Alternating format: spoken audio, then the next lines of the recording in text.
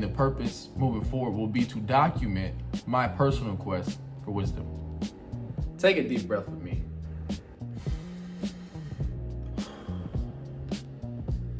This breath will go on to do a lot of things. It'll fill our lungs, put oxygen in our blood, and it'll also allow us to break down our food. But what keeps our body together? I would pose that it's the same thing that keeps the universe together. And that thing is wisdom. It's through wisdom that we have a life. And it's through the works of wisdom that we're gonna amplify our lives.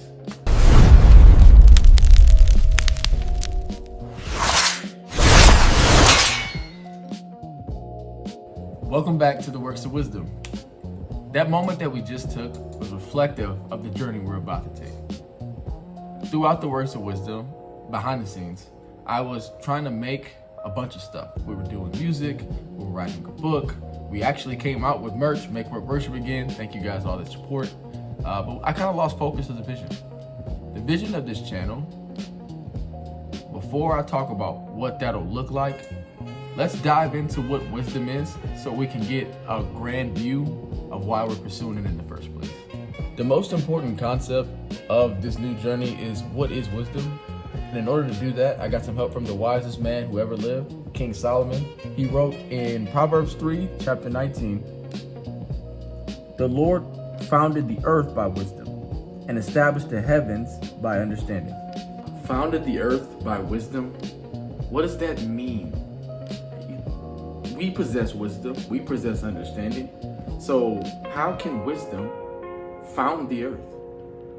The way that I was able to understand it is that wisdom has a certain gravitas to it. Now what the word gravitas means is that it's weighty, it's heavy. And gravitas sounds a lot like a word that we know, gravity. And gravity is the thing that holds all things together. The best way to explain this is to put us in real world situation. The earth is a hurling ball of rock speeding through space with nowhere to go. Until we think about the sun. Now the sun somehow has the earth rotating around it at just the right spot, where we're not too close to where the earth burns up like Mercury, and we're not too far where it's frozen like Pluto. Whether Pluto is a planet or not, you decide. However, the distance is the thing. We're at just the right distance, and we have just enough water, and there's water everywhere in the universe. However, a lot of it's not accessible because either it's burning up or it's frozen, but the earth is at just the right space. And what do we call that? Well, some might call it gravity. I call it the wisdom of God. So to recap, gravity has us, the earth, spinning at just the right distance from the sun to support life. In other words, we can thank gravity, amongst other things, for being the reason why we have life today on this planet. The earth revolving around the sun, SUN, allows us at the perfect distance to get the perfect amount of light and to have the perfect amount of water so that we can be alive. And so if gravity is the thing that brings us life, then we can say that wisdom, like gravity, when our life revolves around the sun, SON, is going to be the thing that helps us to grow in our lives. Through what Solomon is saying, we can see that wisdom is essential for life, but it's also valuable to me. But why does it have to be a quest? Doesn't the Bible say that if you ask God for wisdom, he'll give it to you freely? To answer that question, we gotta go to James chapter 1, verse 5, where it says, "Now if any of you lacks wisdom, he should ask God, who gives to all generously and ungrudgingly, and it will be given to him." But that's not all James is saying. If we start at chapter 1, verse 2, and we read down, we're going to see in what context he's talking about. James chapter 1, verse 2 says, "Consider it a great joy, my brothers and sisters, whenever you experience various trials, because you know that the testing of your faith produces endurance, and let endurance have its full effect, so that you may be mature and complete, lacking nothing. This is verse 5. Now, if any of you lack wisdom, he should ask God, who gives to all generously and ungrudgingly, and it will be given to him. But let him ask in faith without doubting, for the doubter is like a surging sea, driven and tossed by the wind.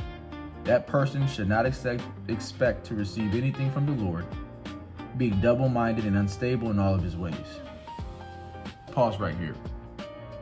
What James is saying right here is that the testing of our faith produces endurance, and endurance produces being complete and lacking nothing, a state of completion. And after that, he talks about asking God for wisdom. So wisdom is associated with a test. And that test is to make us complete the way that God intended for us to be. Having access to something with so much power that it holds together the universe requires some strengthening and some testing. This is partially why people say, be careful what you pray for, because you just might get it. So when you ask for wisdom, God will give it to you freely. However, it's going to be something that you got to be strong enough to bear. Considering all that, I'm still going to pray for wisdom. And I'm going to welcome the testing because I'm looking to be complete and mature in my faith. I'm going on this quest so that for me personally, I can stomp out all the doubt in my life. I can be like a strong tree standing by the water that provides shelter to those who are seeking it in religious persecution or in arguments or in debates, etc. I'm going on this quest to strengthen myself, to make myself strong enough to hold wisdom, the force that holds everything together. What this quest will look like has everything to do with my career in debate. I've always been drawn to the art of war with words. So much so that in high school, I joined a debate team. And I did a form of debate called Lincoln Douglas style debate, where we're debating morals and ethics. And I went to a bunch of debate tournaments, did a bunch of rounds, and I didn't win a single one of them. But I never gave up. I stopped doing debate in high school due to scheduling conflicts with other athletic endeavors like football and track. But I'm still looking for my first win. What I gained from those losses were endurance and the ability to persevere and keep fighting. And I'm going to keep fighting in this uphill battle for wisdom. Me losing every round has made me stronger and it's made me hungry for my first win. And my first win will be all to the glory of God. So what does debate have to do with this journey that I'm on? I had a conversation with an atheist. His name is Justin, but he goes by Deconstruction Zone, and a couple others. So allegedly Ian, who you might have seen on Jordan Peterson videos, and then Dr. Blitz. They do a show called Unapologetic. I went on this show, I had a discussion, and my points were clear. However, I did not have enough information to back it up. I consider this a loss in my book because the Bible says that we should always be prepared to give a defense for what we believe. And in this case, I was unprepared.